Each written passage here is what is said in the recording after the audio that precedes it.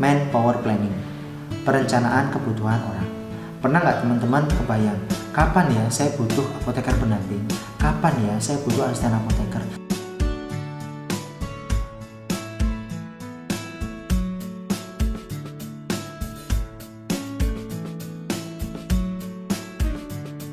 Bismillahirrahmanirrahim. Assalamualaikum warahmatullahi wabarakatuh. Alhamdulillahirrahmanirrahim. Wassalatu wassalamu ala rasulillah wa ala alihi wa sahbihi ajma'in. Amma ba'du. Sahabat-sahabat, teman-teman sejawat, sahabat apoteker yang dimuliakan Allah, pada mentoring kali ini kita akan bahas tentang pengelolaan SDM. Pernah dengar lead people manage things? Nah, bagaimana kita belajar memimpin diri kita, memimpin orang-orang yang bersama dengan kita, dan kita memanage benda-benda. SDM kita itu sebenarnya bukan sesuatu yang harus kita manage. Maksudnya bukan sesuatu yang kita atur sebagaimana benda-benda. Mereka punya hati, mereka punya rasa, sehingga yang kita lakukan bukan memanage mereka secara diatur ini itu, tapi yang kita lakukan adalah kepemimpinan. Dengan kepemimpinan ini, lead team, lead people, mereka akan tunduk bukan pada aturan-aturan organisasi, tapi mereka tunduk pada sebuah budaya yang kita yakini, budaya yang kita bentuk sebagai satu ekosistem atau kultur di perusahaan kita.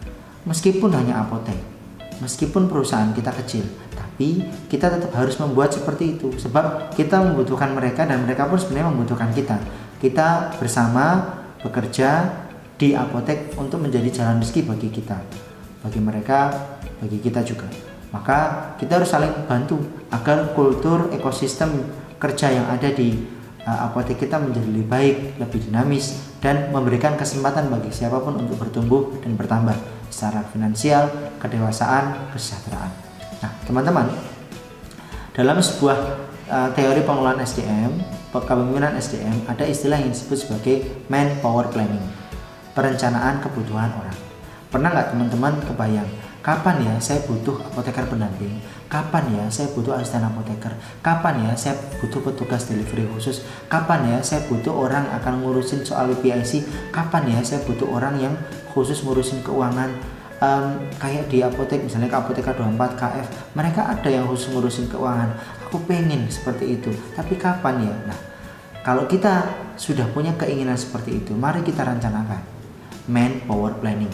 Ada banyak hal yang bisa kita lakukan dalam rangka manpower planning, perencanaan kebutuhan pelanggan, atau ada juga yang mengatakan team need analysis, analisis kebutuhan tim. Kalau kita bicara soal pekerjaan dalam satu bidang tertentu. Tapi kalau kita bicara tentang perencanaan organisasi bisnis secara keseluruhan, kita sebutnya biasanya manpower planning. Sengaja saya buat manpower planning supaya teman-teman nanti bisa cek di tempat lain manpower planning itu yang dimaksud seperti apa.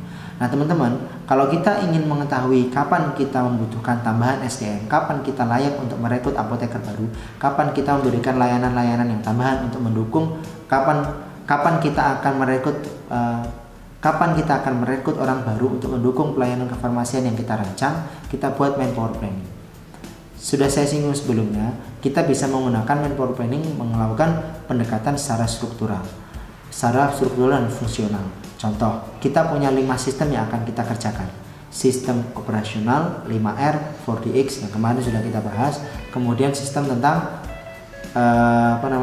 finance, tentang keuangan, sistem BPIC, sistem HR, sistem marketing. Sistem HR apa? Di sana ada KPI, ada pembuatan job desk, job analisis, job vacancy yang bagus, dan seterusnya. Terus di bidang marketing kita juga pengen marketing online, offline dengan berbagai macam strategi tekniknya. Kita masing-masing pasti butuh manajer. Nah, kita buat aja tulis manajer. Kalau nggak pakai nama manajer ya minimal supervisor atau orang tertentu. Kita juga bisa merencanakan gaji mereka pada tahun pertama, tahun kedua, tahun ketiga ketika mereka bergabung pada tim ini berapa, sehingga kita tahu sebenarnya kebutuhan kita berapa, rencana kita bagaimana. Ini kembali juga ke audit karya bisnis. Ketika kita sudah punya karyawan dan karyawan itu ternyata tidak punya job desk khusus, kita nggak bisa nilai mereka, kita nggak bisa mengukur keseimbangan salary dengan kinerja mereka. Maka kita buat job desk yang khusus, kita buat job analisis yang baik. Kalau mereka ternyata belum qualified untuk job desk tersebut, kita latih, karena kita sudah tahu job analisis seperti apa, kualifikasi seperti apa yang akan mengerjakan tugas-tugas kita. Nah, dengan seperti itu kita jadi ngerti seorang karyawan itu bakal ada atau tidak di apotek. Maksudnya bisa kita kembangkan atau kita tendang. Kita beri kesempatan dia untuk bertumbuh di tempat lain. Jangan merepotkan kita, karena organisasi kita bisa membantu orang lain untuk datang bergabung dengan apotek NH atau bergabung dengan apotek-apotek teman-teman. Dengan begitu, orang-orang seperti ini kan silahkan Anda bekerja di tempat lain agar apotek kami menjadi tempat yang baru bagi orang-orang yang baru, orang-orang yang sesuai dengan job analisis kita, dengan target-target organisasi, dengan visi misi bisnis kita.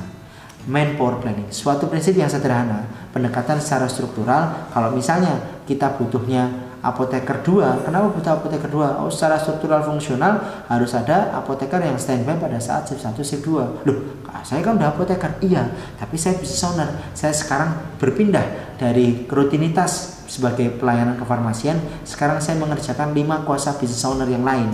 Begitu. Ini akan membantu kita bertumbuh bertahap. Ada budgetingnya. Kenapa tidak? Ada rencana pertumbuhan yang organik. Ini yang membuat kita tuh lebih bergairah ketika berbisnis. Tidak akan merasa bahwa apotek kita terlalu kecil, tidak bisa berkembang. Sesuatu yang besar itu dimulai dari yang kecil, teman-teman. Kita belum tentu bisa mengelola yang besar kalau kita gagal mengelola yang kecil. Kita kelola yang kecil ini, kita bersyukur kepada Allah. Semoga Allah SWT memberikan sesuatu yang lebih besar.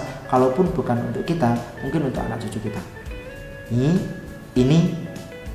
Ini adalah bisnis yang turun-menurun. Ini adalah bisnis yang melanjutkan misi generasi. Sehingga kalau kita punya cita-cita dan tidak selesai pada usia kita, maka anak cucu kita akan bersedia dengan sukacita meneruskan cita-cita kita.